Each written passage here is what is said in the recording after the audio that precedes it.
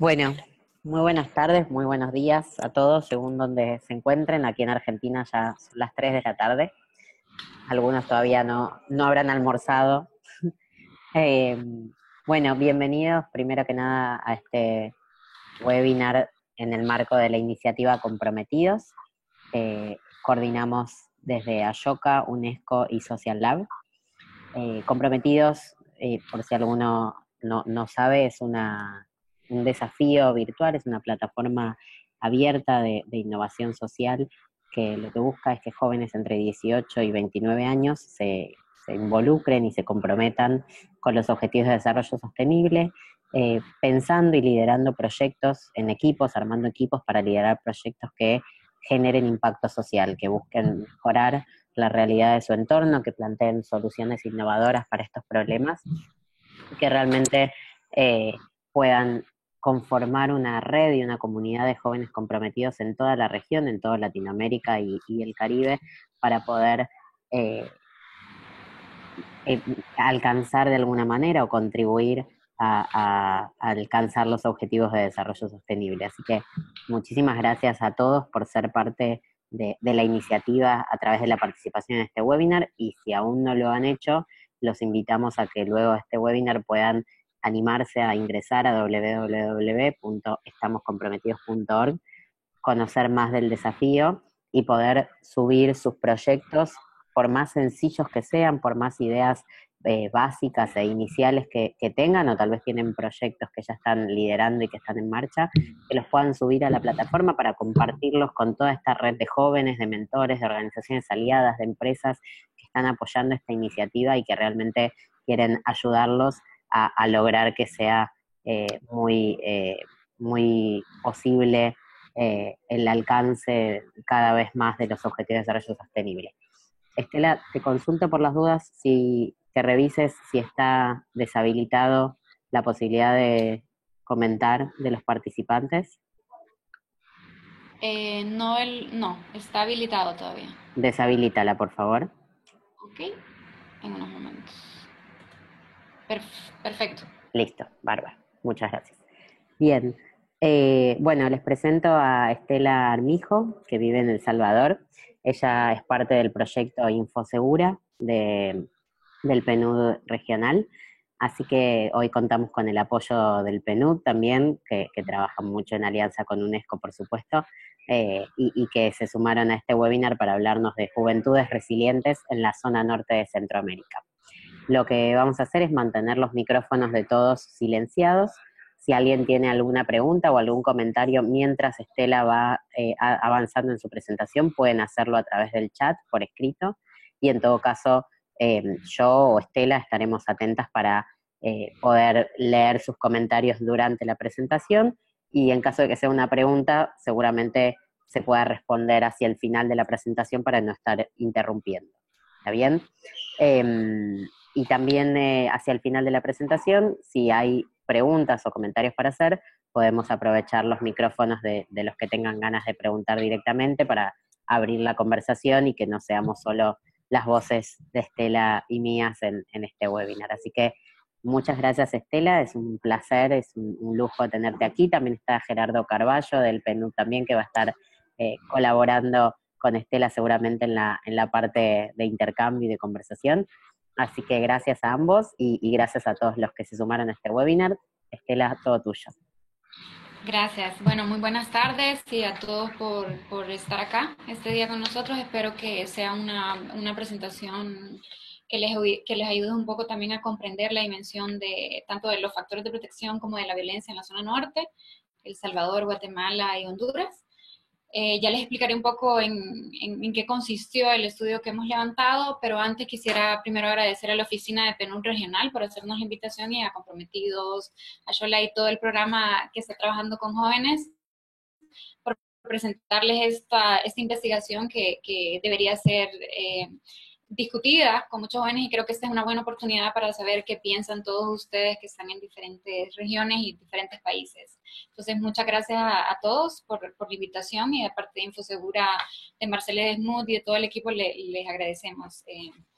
Bueno, ya entrando un poco en materia, decirles, esta es una investigación que se levantó. La idea era saber cuáles eran los contextos en los cuales nacen, crecen y se desarrollan las juventudes de 15 a 29 años. Sabemos que en la zona norte, en los tres países, es uno de los países que más ha estado impactado por violencia, y lo que queríamos saber era un poco levantar algunas condiciones del entorno que nos ayudaran a comprender cómo afectaba la resiliencia humana, es decir, la capacidad de sobrellevar ciertas condiciones adversas.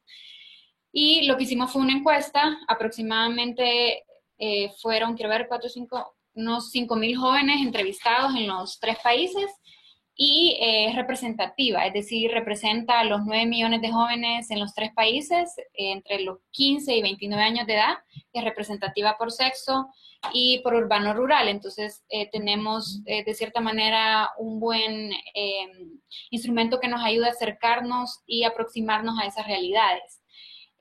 Por otro lado, fue bastante complejo el tema de medir resiliencia humana. Lo hicimos a partir de una batería de preguntas, de 28 preguntas para medir, y adicional a la encuesta que estábamos llevando, también levantamos grupos focales para entender un poco cómo estos datos también tienen sentido desde la voz de los jóvenes. Entonces hicimos grupos focales y entrevistas semiestructuradas a juventudes entre los 15 y 29 años. Entonces, un poco es metodológicamente lo que van a ver, es el resultado tanto de la encuesta como de los grupos focales.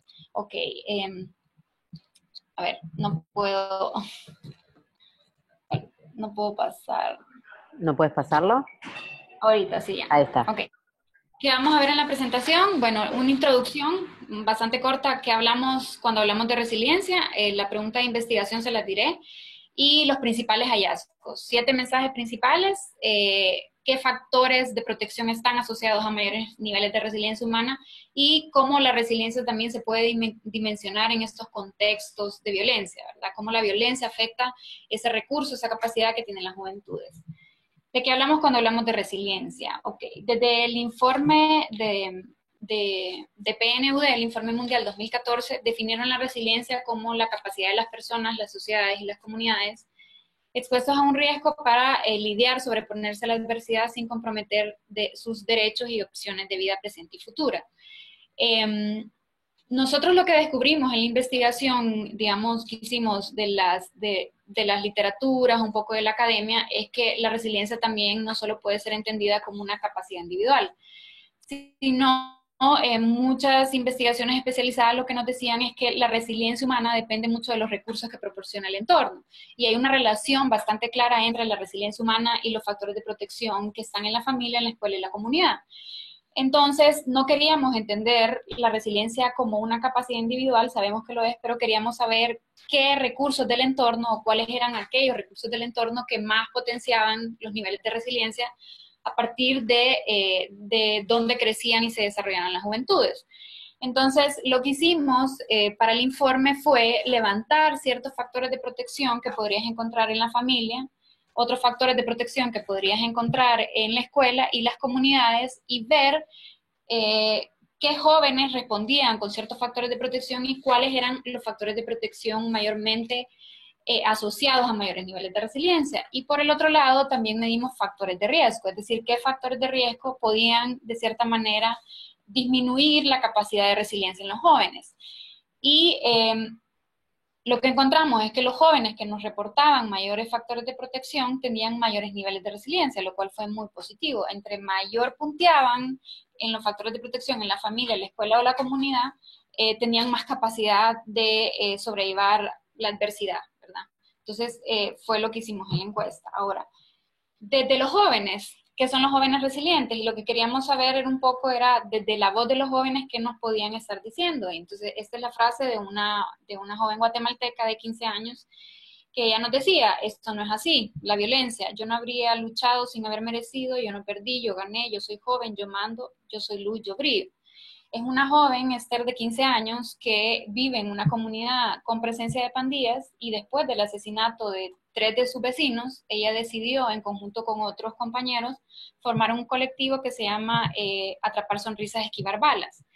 lo que hace este colectivo de jóvenes es exponer a jóvenes de esa comunidad a actores, artistas, diferentes figuras prosociales y acercarlos y estar juntos con ellos, ¿verdad? Entonces Esther me decía, bueno, yo no podía quedarme de brazos cruzados frente a esa situación y lo que hicimos es formar este colectivo, pero cuando tú ves la historia de Esther, lo que te das cuenta es que viene de una escuela, que es cierto, es una escuela es una escuela pública, pero el programa que tiene la escuela tiene una gran capacidad de dotar de factores de protección. Entonces tenía docentes que eran muy cercanos a ella, tenía una calidad educativa que no encontrás en las escuelas públicas, tenías todo el tema de arte, ella era poetisa y descubrió digamos, el gusto por la poesía a través de ese programa en la escuela. Por otro lado, venía una familia bastante disfuncional, con dinámicas bastante negativas, pero la escuela para ella era un espacio bastante seguro. Entonces, veías la historia de Esther, también veías la historia de Edgar en Honduras, un joven de 28 años que perdió el ojo porque lo asaltaron. Entonces, él decía, yo soy una víctima directa de la violencia de pandillas, pero estoy trabajando en un programa porque eso me hizo reaccionar frente a la violencia y hoy estoy trabajando en un componente con la familia, con un programa internacional, ¿verdad? Pero llegó ahí porque él dijo, no, no puedo quedarme, pero igual ves la historia de Edgar y lo que encuentras es que viene de una familia con dinámica bastante positiva, a diferencia de Esther, y la familia en ese momento de adversidad le sirvió para sobrellevar la situación. O la historia de Jocelyn, que es una joven que de muy temprana edad vivió una situación bastante difícil con un padre que es un padre alcohólico, abusivo, con una pareja o una expareja que entró en una relación a los 14 años y sufrió violencia intrafamiliar. Por todos los problemas que ella tenía, empezó a consumir alcohol y se encontró el espacio dentro de un programa de prevención que la volvió a conectar con el abuelo, que era su fuente de fortaleza, pero también con la escuela. Entonces volvió a la escuela y ahora es una lideresa del programa. Entonces, esas condiciones que tenían estos jóvenes, a pesar de vivir en adversidad, lo que encontramos es que tenían factores de protección, ya sea en uno o varios de los ámbitos de desarrollo privilegiado, ¿verdad? Y era lo que queríamos saber con la encuesta, qué factores de protección estaban asociados a mayor capacidad para sobrellevar la situación. Entonces, lo que nosotros queremos proponer en el informe de Juventudes Resilientes es que no es un enfoque o el otro, es un enfoque complementario. El riesgo nos ha enseñado que hay que disminuirlo, ¿verdad? A disminuir los riesgos, pero por el otro lado tenés el enfoque de resiliencia que es el aumento de la protección. Entonces, ¿cómo estos dos se complementan? Nosotros para el informe de resiliencia hay preguntas, así que no sé si al final no sé si verlas o al final vamos. No, si quieres avanza y Ok, perfecto. pues vamos con las preguntas. Ok, perfecto. Entonces, como les decía, lo que hicimos es, ya, lo que ustedes van a ver es los resultados de la encuesta y lo que hicimos es correr diferentes tipos de metodologías estadísticas para saber cuáles eran esos factores de protección. Básicamente tenemos 7 mensajes importantes que decir que salen de la encuesta y que salen de los grupos focales. Uno, que los jóvenes en la zona norte de Centroamérica son una fuerza positiva que puede transformar la subregión. Los altos niveles de resiliencia que poseen demuestran que tienen el potencial para ser agentes de cambio para sus familias, comunidades y países. Que descubrimos que los jóvenes que participan de alguna organización, fundación, institución de fe o algún tipo de participación están asociados con mayores niveles de resiliencia. Entonces, eso fue un hallazgo bastante importante que encontramos, ¿verdad? Por otro lado, Por otro lado, adicional a las características individuales, como puede ser la edad y el sexo de los jóvenes, la resiliencia juvenil está afectada por las variables socioeconómicas, por la localidad donde se nace, se crece y las dinámicas que surgen de los ámbitos privilegiados para el desarrollo. Es decir, la dinámica de las familias, de las escuelas y de las comunidades puede potenciar o al contrario disminuir la capacidad resiliente.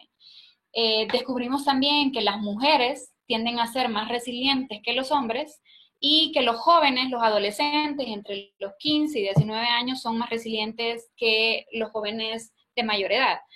¿Por qué? Bueno, en el caso de las mujeres, lo que vimos en los grupos focales es que puede ser una condición cultural. A las mujeres se les enseña de cierta manera a buscar recursos, ¿verdad? Cuando tiene problemas tiene mucha mayor capacidad de expresión, de buscar a una familia, de buscar a un amigo, o incluso como Jocelyn, que dijo, yo tengo un problema de alcoholismo bastante grave y yo no quiero esto para mi vida, y lo que hizo fue buscar un programa. Entonces, desde una condición cultural, a las mujeres se les enseñan a expresarse, a buscar recursos. Por el otro lado, los hombres tienen mayor dificultad para poder hacer este tipo de hacer esto, ¿verdad? Entonces, creemos que puede ser una condición cultural relacionada a los patrones, ¿verdad? Los patrones sexistas, el patriarcado, etcétera. Por otro lado, descubrimos también que los adolescentes tienen mayores niveles de resiliencia y lo que nosotros decimos es que, claro, dentro del ciclo de vida de los adolescentes, cuando tú vas creciendo, cuando tú vas saliendo de la escuela y te tienes que reincorporar, por ejemplo, el ámbito laboral y no lo logras, o a los 20 años o incluso embarazo precoces adolescentes también, tenés más capacidad de ver las adversidades, es decir, la incorporación al mundo laboral, no poder entrar a la universidad, no poder pagar la universidad, también te recargan de un tipo de condiciones estructurales y puede ser que ese sea el impacto que tenga, ¿verdad? Que es decir, tenés adolescentes mucho más resilientes. Y yo me acuerdo a esa edad, bueno, le pueden preguntar a cualquier adolescente a los 18 años, te querías comer el mundo, ¿verdad? Pero a medida que ibas entrando a la vida adulta, lo que encontrabas es diferentes barreras. Y eso fue uno de los hallazgos bastante interesantes dentro del informe. Por otro lado, lo que encontramos es que era la densidad de los factores de protección los que tienen mayor impacto en la resiliencia humana. Como les comentaba, los jóvenes que reportaban mayores factores de protección en los tres ámbitos tenían mayor nivel de resiliencia y capacidad resiliente. Y por otro lado, lo que encontramos es que los jóvenes que viven con una condición de adversidad bastante grande, como puede ser venir de familias con dinámicas negativas, vivir de un contexto, un hogar en extrema pobreza, estar en una escuela donde hay violencia, una comunidad donde hay presencia de pandillas, entonces estos jóvenes con estas condiciones, entre mayor era la adversidad o la vulnerabilidad, necesitaban mayor factores de protección para poder compensar la adversidad. Entonces eso es bien importante. Si no tenemos que plantear algún tipo de política pública, diríamos que es los factores de protección entrando en densidad, es decir, entrando paralelamente en la familia, en la escuela y en la comunidad, multidimensionalmente, ¿verdad? Y por otro lado, actuando en los jóvenes que tienen mayor condición de vulnerabilidad de una forma presente, con una presencia constante, sistemática en el tiempo, ¿verdad? Entonces eso fue un hallazgo bastante importante en términos de cómo planteamos soluciones o políticas públicas más reales a estos jóvenes. Otro de los hallazgos importantes era que las redes sociales son un capital para aquellos que no tienen otro tipo de activos, es decir, económico, cultural y político. Poseer capital social en los barrios, principalmente en las comunidades urbanas, donde el tejido social está bien débil, sería especialmente valioso. Los jóvenes que te reportaban que los adultos participaban en algún tipo de actividad dentro de esas comunidades, o jóvenes que te reportaban que vivían en comunidades donde había, por ejemplo, las ADESCOS, que le llaman en El Salvador, que son las directivas vecinales o las COCODES en las zonas indígenas, eso fue bien interesante, tienden a poseer mayores niveles de resiliencia o están asociados a mayores niveles de resiliencia humana. Eso fue bien interesante, hicimos un análisis estadístico a partir de las comunidades indígenas de Guatemala. Encontramos que en estas comunidades indígenas, si bien tenías otras dificultades estructurales como por ejemplo presencia o extrema pobreza o no había presencia del Estado dentro de estas comunidades, encontrabas que capital social, tejido social, participación de los adultos, relaciones afectivas, cohesión social, eficacia colectiva eran mucho más presentes en las comunidades indígenas y que eso fomentaba de cierta manera o estaba asociado a jóvenes con mayores niveles de resiliencia. Eso fue un hallazgo bastante interesante. Por otro lado, encontrabas que en las zonas urbanas tenías mayores grados de exclusión, pero tampoco tenía factores de protección relacionados al capital humano, las relaciones humanas, a diferentes actividades de colectividad en el espacio público. Entonces, tenía jóvenes con menores niveles de resiliencia. Eso fue un hallazgo bastante importante también. La resiliencia supone la presencia de adversidad, es decir, todos en algún momento de la vida somos susceptibles a sufrir algún efecto o tener algún evento negativo, ¿verdad? Pero no todos con la misma intensidad, del mismo grado.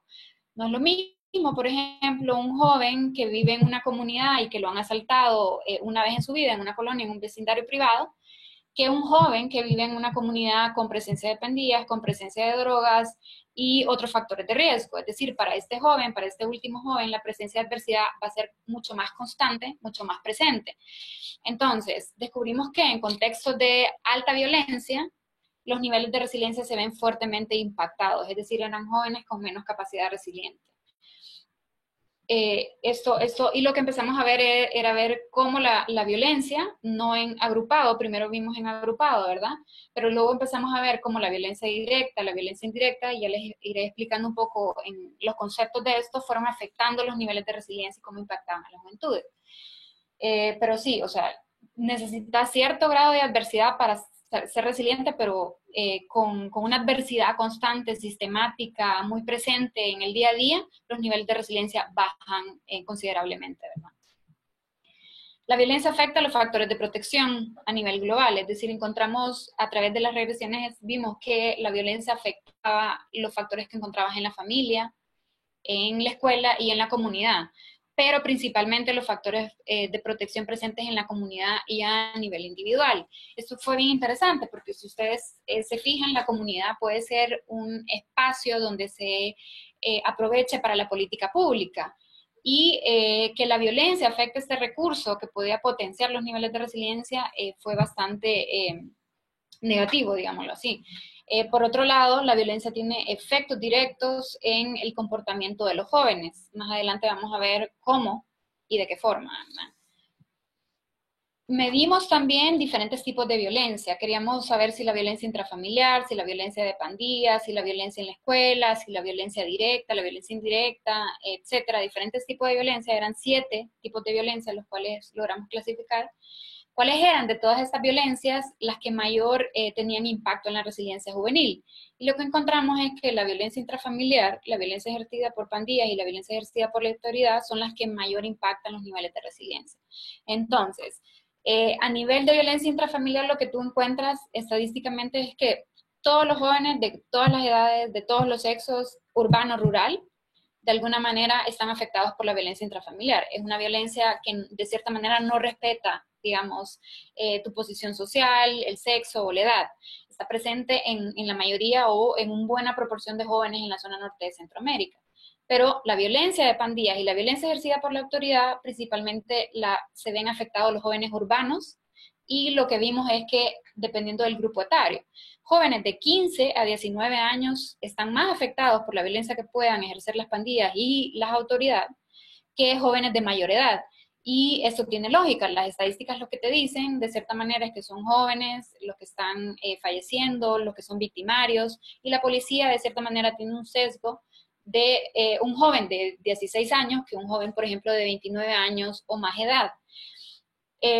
Por otro lado, en los relatos lo que nos decían los jóvenes era, bueno, sí, miren, los miembros de pandillas, nosotros los conocemos de alguna manera, han crecido con nosotros o fueron amigos de nosotros y de cierta manera han logrado tener ciertas estrategias que las utilicen en el día a día para protegerse. Ellos saben, por ejemplo, que no es que si tú te acercas mucho a la pandilla, sufres o puedes ser víctima directa de, por ejemplo, una afiliación futura. Entonces ellos decían, nosotros utilizamos ciertas estrategias, ¿verdad?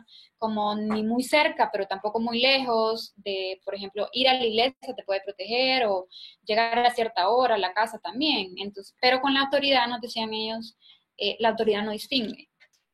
La autoridad no sabe quiénes son, no distinguen, y para ellos todos los que viven en una comunidad que tengamos cierta edad somos potenciales pandilleros. Entonces nos comentaban un poco cómo era la interacción con la policía y dicen que es una interacción incluso más agresiva que lo puede ser con un pandillero. Y lo interesante fue descubrir también en los relatos que los jóvenes distinguen diferentes modelos de policía. Ellos dicen, bueno, la policía, que es esta policía reactiva, esta policía que ellos le llaman especializada, de ciertas unidades, ¿verdad? Que tienen un estilo más militar, que entran a la comunidad con fuerza, nosotros no queremos ningún tipo de relación, pero te comentaban del modelo de policía comunitaria, sobre todo en Honduras y El Salvador, donde está presente, donde ellos sí sabían distinguir y te decían, bueno, el modelo de policía comunitaria es un modelo de policía que tiene relación o está interesado en las dinámicas de la comunidad. Yo no le tengo tanto miedo a un policía que venga de la comunitaria, y sí le tengo mucho temor a un policía que venga de estas unidades élites que tiene la policía. Entonces fue bien interesante saber no solo que ellos distinguían, sino qué modelo de policía sería el más efectivo para trabajar en estas comunidades que son altamente impactadas por la violencia. Esos fueron como los, a grosso modo decirlo, grandes hallazgos de la investigación. Ahora, específicamente, ¿qué factores de protección tienen mayor relación con los niveles de resiliencia? Nosotros medimos 39 variables, que son en 39 factores de protección. En El Salvador fueron mucho menos, porque en El Salvador ya se tenía una encuesta que se pasó, y lo que hicimos es, para Guatemala y Honduras, agregar muchos factores de protección para saber cómo estadísticamente tenían relación con resiliencia. Eran 39, medimos 9 factores de protección en la familia, en la escuela aproximadamente 10 factores de protección o 15 factores de protección, y en la comunidad otro gran número de factores de protección. ¿Cuáles de todos estos, de esos 39, tienen relación con mayores niveles de resiliencia? Y les voy a dar una gráfica bastante global un poco de los hallazgos. Lo que encontramos a nivel individual es que los jóvenes, como les comentaba al principio, que participan de alguna organización, fundación, están en un club de fútbol, en una institución de fe, una ONG, tienden a tener mayores niveles de resiliencia juvenil. A nivel de la familia, encontramos que el involucramiento de la familia en actividades escolares, es decir, la familia que de cierta manera dedica tiempo a hacer las actividades con los hijos, la supervisión parental, jóvenes que te reportaban que sus padres sabían a dónde estaban, quiénes eran sus amigos, a qué hora llegaban, es decir, había una supervisión sobre el hijo, tenían mayores niveles o punteaban más alto. Participación en actividades familiares, es decir, si la familia tenía algún tipo de, por decirlo así, ritual, cenaban, desayunaban, almorzaban, hablaban, o tenían actividades de ocio, igual.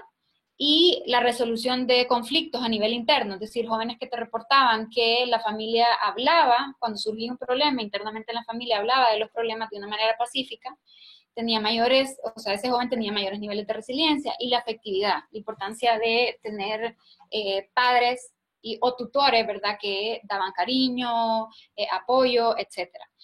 Por otro lado, lo que encontramos y lo que estamos haciendo en el informe es viendo qué condiciones de vulnerabilidad afectan a qué tipo de familias. Entonces, ya tenía los factores de protección, y lo que queríamos saber era en qué tipo de familias no se daban esos factores de protección.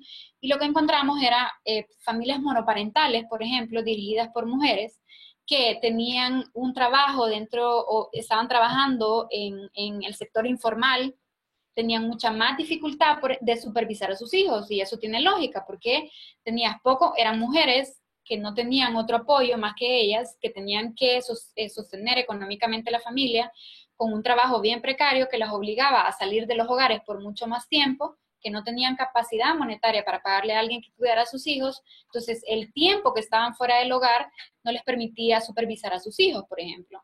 También los jóvenes, los padres jóvenes, nosotros tenemos aproximadamente, no recuerdo bien el dato, pero sabemos que las familias de jóvenes, es decir, entre los 15 y 29 años, tienen una gran dificultad para cubrir las necesidades básicas. Tienen mayor dificultad para cubrir la alimentación, mayor dificultad para cubrir el estudio de sus hijos, mayor dificultad para las medicinas en el hogar, y eran tipos de familia en condición de vulnerabilidad. Y tienen los jóvenes que nos salen en la encuesta tienen, tienen 4 millones de hijos, es decir, son jóvenes cuidando jóvenes que además están en una gran condición de vulnerabilidad y de cierta manera se viene digamos, un problema en términos de política pública, ¿verdad? Y eso tiene lógica porque nuestros padres y los padres de estos chicos tenían mejor posibilidades económicas, pero los jóvenes, si vemos ahora, la situación de vulnerabilidad en la que se encuentran es mucho mayor. Entonces, las familias jóvenes, las familias monoparentales, también las familias donde no estaba presente el padre y la madre, que eran cuidados por abuelos, por tíos, también tienen mucha mayor dificultad para poder tener estos factores de protección presentes, ¿verdad? Entonces, lo que estamos haciendo en el estudio es viendo un poco cuáles son las familias en condición de vulnerabilidad y por qué. Por otro lado, en la escuela encontramos que la valoración positiva del centro escolar o del centro de estudio es muy importante, el apego al docente, tener un docente cercano que esté involucrado no solo en la parte académica del joven, sino en la parte más de relaciones. También elevaba los niveles de resiliencia o eran jóvenes que te reportaban mayores niveles de resiliencia. Reconocimiento en el involucramiento de actividades prosociales y académicas, es decir, que la escuela no solo abre el espacio para participar en otras actividades, sino que reconozca que este joven está participando de estas actividades. Y al igual que la familia encontramos que los jóvenes que te reportaban estudiar en escuelas que tenían mecanismos de resolución pacífica a los conflictos, tenían mayores niveles de resiliencia. Y al igual que la familia, lo que quisimos ver era cuáles eran las escuelas en condición de vulnerabilidad. Por ejemplo, sabemos que los jóvenes de las escuelas públicas tienen una valoración mucho más negativa, porque de cierta manera ellos lo que te dicen es, ¿de qué me sirve a mí estudiar si yo al final no voy a tener un trabajo decente? ¿Verdad? O yo gano más, mi hermano salió de bachillerato y hoy le está pescando, ¿verdad? Dicen ellos, o está haciendo otra actividad en el sector informal y terminó de estudiar, pero los réditos de estudiar siguen siendo los mismos. Entonces, en jóvenes que no ven en la escuela, digamos, una retribución de esos años de estudio, obviamente van a tener una valoración más negativa del centro de estudio. Al igual, encontramos, por ejemplo, docentes que están desanimados porque tienen un mal salario, porque no tienen las herramientas, porque digamos, los recursos con el que se dota a los docentes o no están capacitados, tienen mayor desánimo y una mayor valoración negativa del centro de estudios. Centros de estudios afectados por la violencia o que están impactados por la violencia interna o externamente también son otros factores de riesgo dentro de las escuelas. Entonces estamos al igual viendo qué tipo de escuelas o qué tipo de condiciones afectan estos factores de protección.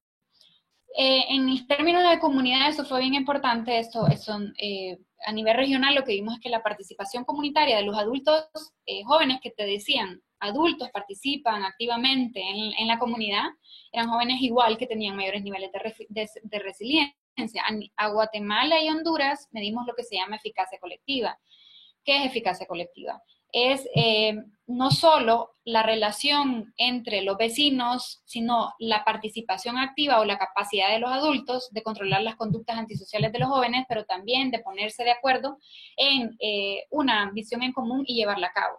Entonces, jóvenes que te reportaban que venían de esas comunidades tenían mayores niveles de resiliencia, eso fue bien interesante.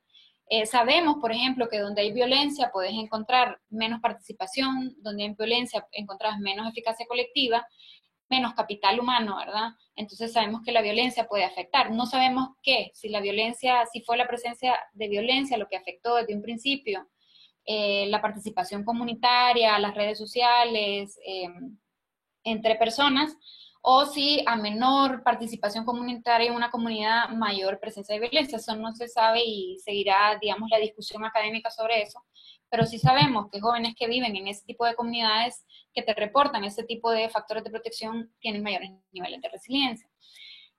Algo interesante y muy importante en términos de factores de protección es que tanto en la familia, en la escuela y en la comunidad, jóvenes que te reportaban que habían adultos o amigos prosociales que tenían una relación de apego y de cierta cercanía, tienen mayores niveles de resiliencia. Entonces, lo que vemos es como por tanto tiempo hemos subestimado, digamos, el papel de la relación y del apego a las otras personas, y lo que estamos viendo con estos hallazgos es que tienen una gran importancia en el desarrollo humano, la importancia del trato hacia los demás, ¿verdad? Entonces, fue un hallazgo bien interesante.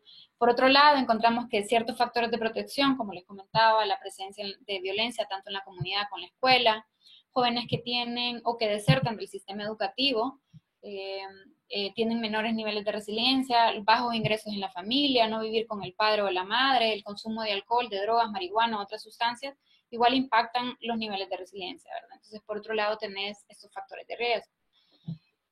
La idea acá es, como les comentaba, la complementariedad de la política pública. Cómo aumentas esos factores de protección dependiendo del ciclo de vida en el que estés joven. Un joven de 15 años, la familia es un ente bastante importante, pero posiblemente para un joven de 25 sea la universidad, la escuela, si sigue en la escuela, ¿verdad?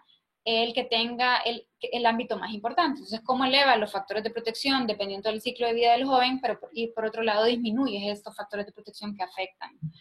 Ahora, ¿cómo podemos también dimensionar la resiliencia en contextos de alta violencia? Y como les comentaba, jóvenes que vienen de comunidades con presencia de pandilla tienen mucho menores factores de resiliencia humana. En comunidades donde se centra o donde se concentra la violencia existen menos resiliencia juvenil. Entre los jóvenes que nos reportaron, y esto fue una encuesta que hicimos en el 2017, el año pasado, terminó en, si no mal recuerdo, en noviembre, en El Salvador fue en el 2016, los jóvenes que te reportaron en los 12 meses previos al levantamiento de la encuesta, nos reportaron que 7 de cada 10 jóvenes han estado expuestos a violencia indirecta. Es un porcentaje bastante alto. Es decir, somos 9 millones de jóvenes entre 15 y 29 años, por lo menos 6 millones de jóvenes han estado expuestos a violencia indirecta. Ustedes pueden ver digamos, los porcentajes por país. Entonces, en Guatemala, El Salvador y Honduras, los porcentajes son bien altos. ¿Qué es violencia indirecta? Es decir, violencia indirecta tiene que ver con haber visto un hecho de violencia, o haber escuchado un hecho de violencia en los últimos 12 meses, ya sea en la familia, en la comunidad, en la escuela. Normalmente en las encuestas de victimización lo que me dije es si sufriste una violencia, pero acá queríamos saber si ellos vieron un tiroteo, por ejemplo, o si un familiar o amigo había sido asesinado. Y el porcentaje es bastante alto, ¿verdad? No hay diferencias entre hombres y mujeres de diferentes edades, de cierta manera, han visto, he escuchado un hecho de violencia en los 12 meses previos a la encuesta. ¿Cuáles son los hechos? 4 hechos de violencia letal indirecta, más graves, son los que están viendo ahorita. 34 de cada 100 jóvenes habría sufrido al menos un hecho de violencia letal. ¿Qué decimos con un hecho de violencia letal? Es decir, un tiroteo, un asesinato de un familiar o un amigo, etc. 23 de cada 100 jóvenes ha perdido un pariente o amigo cercano por una muerte violenta. Entonces es un porcentaje bastante alto. 14 de cada 100 jóvenes presenció o estuvo cerca de un tiroteo. 12 de cada 100 jóvenes vio la muerte violenta de una persona en su comunidad. 6 de cada 100 jóvenes ha tenido que mudarse de casa por inseguridad. Es decir, el porcentaje de jóvenes que se han desplazado a otras comunidades es del 6%. Los casos de jóvenes que quieren migrar, el más alto, creo que en Guatemala y Honduras llega aproximadamente el 7, el 10, pero en El Salvador el 31% de los jóvenes quieren migrar a causa de la violencia, ¿verdad? Entonces, lo que estamos viendo es cómo la violencia de cierta manera afecta o está afectando a un porcentaje bastante amplio de jóvenes en nuestros países y en el tipo de comunidades en que está creciendo, ¿verdad? O en las escuelas, ¿verdad? 3 de cada 10 ha estado expuesta a la violencia directa, es decir, jóvenes que te reportaron haber sufrido un robo de motocicleta en la casa, etcétera. Medimos 4 hechos de violencia, ahorita no tengo presente cuáles, pero aproximadamente 2 millones de jóvenes, el 29% de los jóvenes que nosotros entrevistamos, en la zona norte ha sido víctima de al menos un hecho de violencia. Si ustedes ven, el porcentaje sigue siendo amplio. Estela, perdón, sí. Están pidiendo si puedes regresar a la diapositiva anterior un momento. Adelaida, no sé si era esa la que pedías. Sí. Ustedes me avisan cuando lo paso. Si quieres, mientras hay algunas preguntas que había. Ok, eh, no sé cuánto queda de presentación, si no terminamos la queda presentación y luego poquito, vamos con las preguntas. Bueno, queda entonces bastante mejor poquito. finalizamos y luego vamos con las preguntas. Perdón, queda poco, perdón. Ok, No, no, está súper interesante, pero hay mucha ansiedad por las preguntas, por eso te consultaba. ok. Bueno, entonces, ustedes están viendo diferentes dimensiones de la violencia. Vemos que la violencia directa tiene un menor impacto, menor entre comillas, ¿verdad? Es decir, que 2 millones de jóvenes en la zona norte, entre 15 y 29, ha sufrido un hecho de violencia es bastante grande, es decir, una población considerable.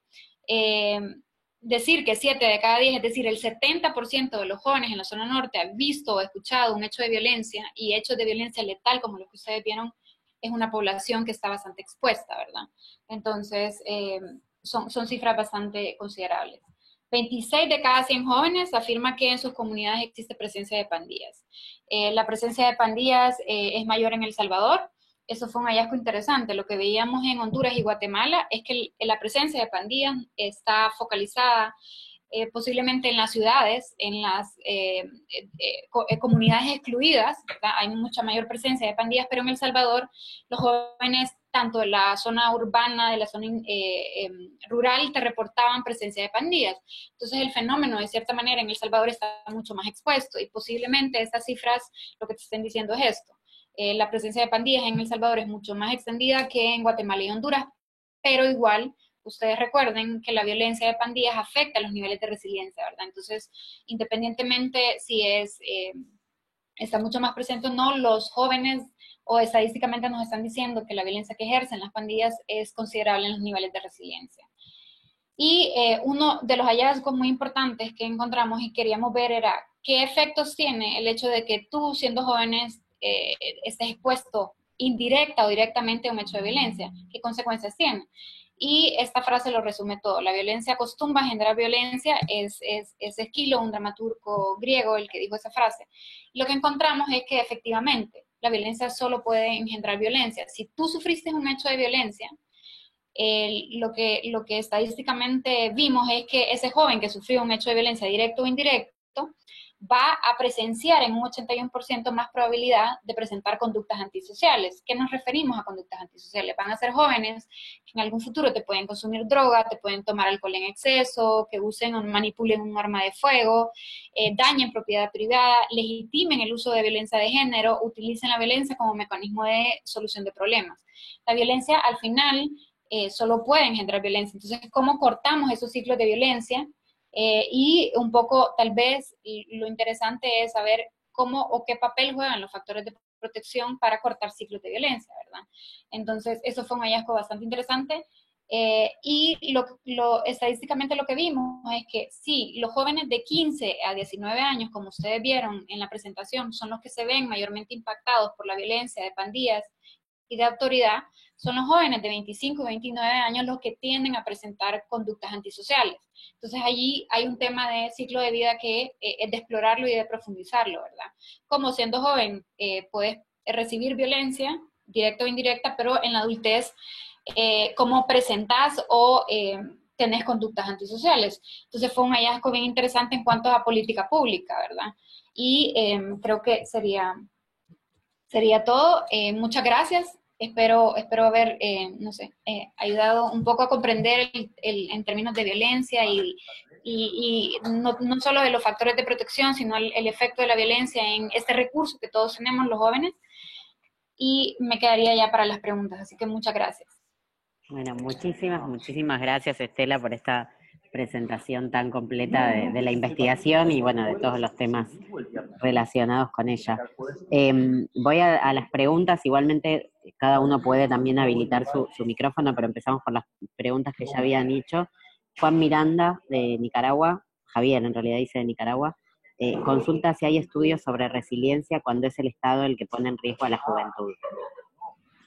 No, nosotros la exploración que hicimos no, pero yo creo que ese estudio, que es un poco más del contexto, te puede dar ideas un poco de cómo el tema de la vulnerabilidad, por ejemplo, de venir de una familia de bajos ingresos, de cierta manera te pone en una condición o te disminuye un factor como es el de la resiliencia, ¿verdad? O la violencia ejercida por la autoridad.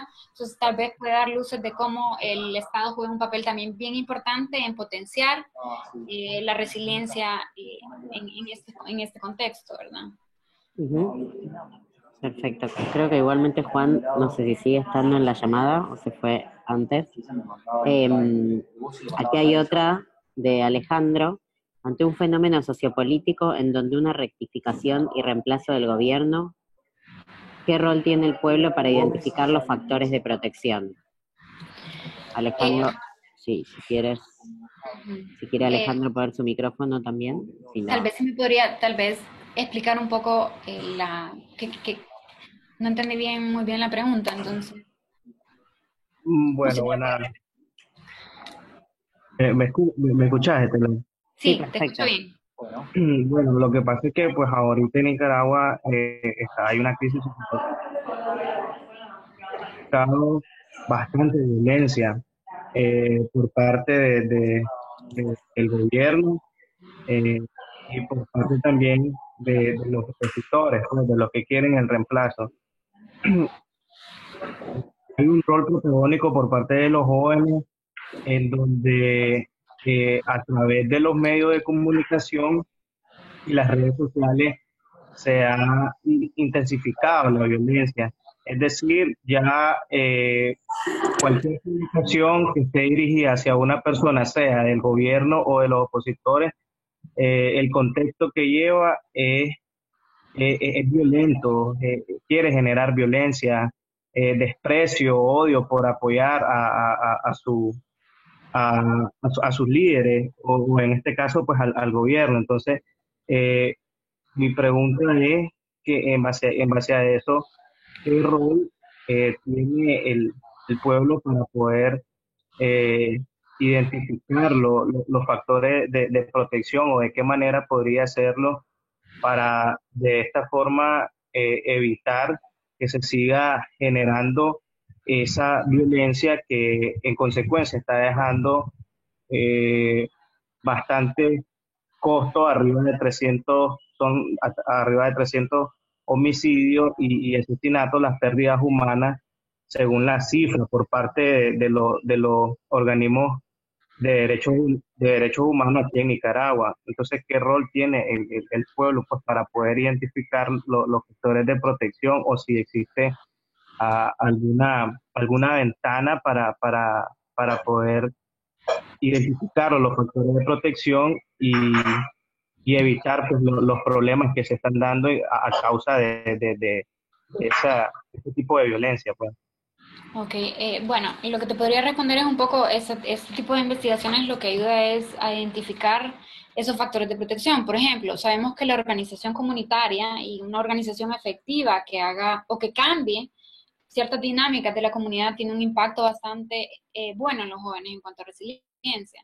Entonces, ese tipo de acciones concretas en la comunidad es muy importante. O, por ejemplo, tener adultos prosociales en las comunidades, a pesar de la violencia, también puede ser un factor de protección para los adolescentes y jóvenes. Es el tipo de situaciones que se pueden estar de cierta manera potenciando, ¿verdad? Y por otro lado, ese estudio lo que te dice es que la violencia al final siempre va a tener un impacto, y eso es obvio, porque a mayor sea el grado de violencia, como por ejemplo el de las pandillas o el de la autoridad, en el caso de El Salvador, Guatemala y Honduras, como este estudio lo dijo, vas a tener un efecto, ¿verdad? Entonces, ese tipo de estudios creo que sirven en términos de cómo cambiar o qué incluir dentro de la política pública. Y en términos de la comunidad, lo que te puedo decir es eso, que un factor de protección efectivo es la participación, los adultos prosociales, cambian la dinámica, ¿verdad? Entonces, sería mi respuesta un poco. Bueno, gracias. Bueno, sí, Otra tenías otra pregunta, Alejandro, también. pregunta que quería recalcar es sobre, mencionaste que una de las causas en cuanto a mayores a los riesgos que se ven susceptibles los jóvenes es el consumo de droga. En este caso, mencionaste una en específico, que fue la marihuana. Y aquí en Nicaragua, por parte de un organismo nuevo, político, por por un consumo sensato de drogas. El programa identificaba como una de las causas el contexto o el entorno en donde los jóvenes experimentan y consumen ese tipo de droga. En cuanto a las comunidades con menores recursos, sí se logró identificar que hay mayores riesgos para que los jóvenes se relacionen en actos ilícitos como la delincuencia, por ejemplo. Entonces mi pregunta era si si no en ese estudio o en ese ítem no añadieron la, la posibilidad de saber en qué entorno es que el joven tiene mayores riesgos de caer en actos ilícitos cuando consume algún tipo de droga. Ok, no medimos, digamos, el contexto, pero lo que sí fue interesante y eso que vimos, digamos, en la zona norte, en los tres países, es que hay ciertas condiciones que pueden estar afectando la presencia y venta de drogas. Para algunos jóvenes, el problema es el consumo de parte de los adultos de alcohol y drogas. Para otros jóvenes es el problema de la venta o el tráfico a menor escala en sus comunidades.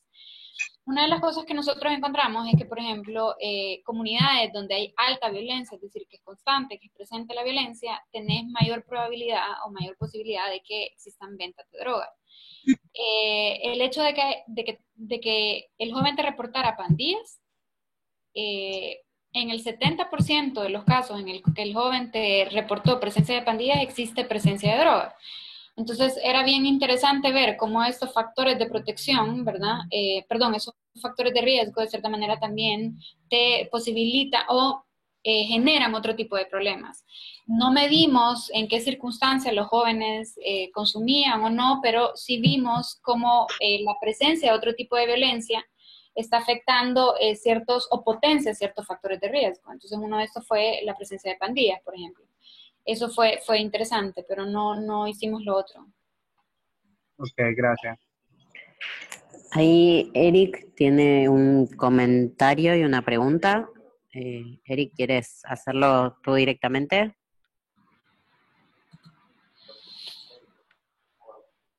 Bueno, leo yo la pregunta. En El Salvador, no tiene audio. En El Salvador se han implementado diversos planes de mantenimiento en prevención de violencia en diversos sectores, escuelas, instituciones, universidades. El rol que toman los jóvenes es esencial y la pregunta es de qué manera se pueden incentivar a los jóvenes para que tomen en cuenta el esfuerzo que se realiza desde organizaciones sociales como instituciones.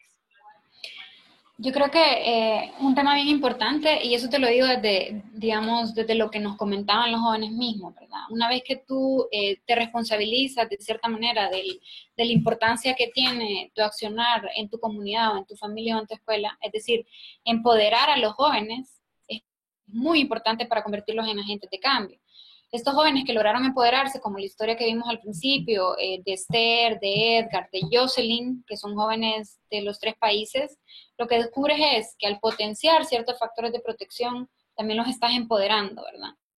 Y eran jóvenes que al final terminaban haciendo algo en sus comunidades o en sus familias. Entonces yo creo que el papel importante de fomentar los factores de protección para empoderarlos, al final lo que te va a traer es jóvenes activos, agentes de cambio. La resiliencia es un ejemplo de esto. Jóvenes que tienen mayores factores de protección te participan más, están de alguna manera involucrados en algún tipo de espacio. Entonces, creo que la cadena es esa, ¿verdad? Cómo desde el Estado y la política pública aumenta los factores de protección, empoderas a los jóvenes para hacerlos más resilientes, pero también como consecuencia más participativos, más empoderados de su entorno próximo, ¿verdad? Excelente. Bueno, ¿alguien tiene alguna otra pregunta? Adelaida. Adelaida pregunta si sirve crear espacios para trabajar temas de resiliencia y reconciliación o es necesario que esos procesos los hagan los jóvenes en su vida cotidiana. Es una Yo creo que variable, sí. dice, ¿es una variable que altere de algún modo el grado de resiliencia de los jóvenes? Sí, efectivamente sí. El hecho de que jóvenes que viven en familias que tienen mecanismos de resolución de problemas o en escuelas donde las autoridades de cierta manera tienen mecanismos pacíficos para solucionar problemas, tienen mayores niveles de resiliencia, es un hallazgo de la importancia de también cómo dotar a los jóvenes de otros mecanismos para solucionar problemas. Una cosa bien importante cuando estamos haciendo los grupos focales es que en comunidades donde se instala la violencia o la alta violencia, lo que encuentras hay ciertos cambios y nociones de las comunidades.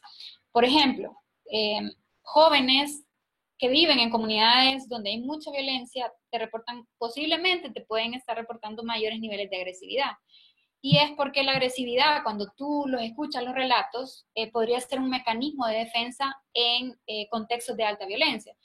Mostrarte débil frente a alguien que te puede hacer bullying o a alguien que te puede al final agredir físicamente, el mostrarte débil puede ser para ellos en un futuro un espacio donde puedan ser agredidos. Entonces, en comunidades donde se instala la violencia, hay ciertas nociones y ciertas costumbres o ciertos patrones comunitarios que van cambiando. Y uno de esos son, por ejemplo, estos. ¿Cuál es la importancia de tener escuelas o comunidades donde existan mecanismos? Porque de cierta manera le estás diciendo al joven, hay otras formas de solucionar problemas por la vía pacífica. Entonces, yo te diría, sí, es muy importante, sobre todo en estos contextos de alta violencia, tener programas en las escuelas donde también muestres la otra cara o digamos mecanismos alternativos a problemas concretos que los jóvenes tienen día a día. Entonces yo te diría que sí, que es muy importante, que no es algo de cierta manera que se va a dar de manera natural, sino que se tiene que fomentar, digamos. Entonces sí. Adelaida dice que se refiere a espacios fuera de la familia, fuera de la escuela, fuera de los espacios cotidianos, más como un curso o talleres o campamentos que sean ajenos a la rutina diaria. Sí, yo creería que sí, que es digamos, de cierta manera lo mismo, si no está en la escuela, lo puedes recibir de algún curso externo o otro mecanismo, creo que es importante, es siempre importante, se convierte en el final un factor de protección que no viene de esos ámbitos que son los más cercanos, pero que sí pueden constituir otro espacio importante, entonces sí, creería que sí. Muy bien. Bueno, ¿alguien tiene alguna otra pregunta o comentario que quieran hacer? Pueden escribirlo o pueden habilitar sus micrófonos. Ahí hay una pregunta de Juli Luna. Dice, cuando hay un grupo de jóvenes que han detectado alguna situación de violencia dentro de una institución educativa, pero no existe apoyo de la misma institución o del gobierno, pues se quiere tapar lo sucedido, ¿qué es lo que se podría hacer? Nosotros lo que vimos es... Eso no pasa. Lamentablemente sí. No. Sí. Nosotros sí vimos, por ejemplo, de cierta manera son escuelas que pierden el control internamente, y, ¿verdad? Por todo el tema de violencia, pero también desde el Estado no hay vimos experiencias positivas, más bien, en los 3 países relacionadas al ámbito escolar bastante interesante. Por ejemplo, en Guatemala estaba esta iniciativa que se llama Las Patojas, que es un programa que viene de un grupo de jóvenes, ya llevan 10 años, y han cambiado toda la currícula. Entonces, han incorporado muchos factores de protección positivos. También vimos escuelas, por ejemplo, que no tienen apoyo del Estado, de cierta manera, en El Salvador, que han logrado hacer, se llaman redes de escuela. Ellos lo que vieron es que tenían deserción de jóvenes por violencia, y lo que querían era que este joven no desertara. Entonces hicieron una red de escuelas en el cual el joven pasaba a otra escuela para que no pudiera dejar de estudiar. También vimos experiencias bastante positivas como alcaldes trabajando con escuelas para potenciar o disminuir la deserción escolar. Entonces, yo te diría, claro, hay una necesidad de una política pública más elevada, ¿verdad?, hacia las escuelas para, cierta manera, solucionar este tipo de problemas, pero también hay otros mecanismos que encontramos junto con las alcaldías, junto con los padres de familia, junto con otras organizaciones que están de cierta manera cambiando las dinámicas escolares. Entonces, debería ser una política a nivel de Estado, ¿verdad? Algunos países tienen iniciativas interesantes, en El Salvador y en Guatemala, en Honduras también, de cómo en las escuelas, sobre todo en las escuelas urbanas, pueden trabajar de mejor manera el tema de violencia tanto interno como externo de las escuelas. Pero hace falta camino por recorrer, ¿verdad? Excelente. Y Gabriela consulta cuál sería una estrategia institucional adecuada para adoptar el enfoque de resiliencia en las políticas públicas y cuáles serían las áreas prioritarias. Yo creo que tiene que surgir una discusión con no solo este estudio, sino otras iniciativas también, y una discusión de cómo se puede fomentar la resiliencia, ¿verdad? Cómo a través de la política, por ejemplo, los ODS también, los ODS hablan mucho de cómo potenciar la resiliencia, no solo la resiliencia individual, sino la resiliencia contextual, medioambiental, para dotar a las poblaciones, sobre todo las poblaciones vulnerables, a ser más resilientes. Pero creo que tiene que surgir una discusión y yo te diría empezar por los ámbitos privilegiados. Sabemos que los ámbitos importantes para el fomento de la resiliencia son estos tres: son la familia, son la escuela, son la comunidad, y cómo a través de la política pública se puede aumentar los factores de protección, pero yo creo que tiene que haber una discusión un poco más amplia también, y también de creatividad, ¿verdad? De cómo, pero si sabemos, por ejemplo, que un adulto prosocial es significativo para la resiliencia, y que no solo en la familia puedes tener un adulto prosocial significativo, sino en otros ámbitos importantes. Entonces, ¿cómo a través de la política pública podemos hacer esto? Cómo los docentes no solo pueden cumplir un rol de educar al joven, sino ser, de cierta manera, cercanos afectivamente a este joven, ¿verdad? ¿Cómo podés construir desde la escuela jóvenes resilientes? Entonces, creo que también tiene que haber un cambio del papel que juegan los adultos o otros pares iguales en el fomento de la resiliencia. Entonces, pero yo te diría empezar por estos tres grandes ámbitos de desarrollo,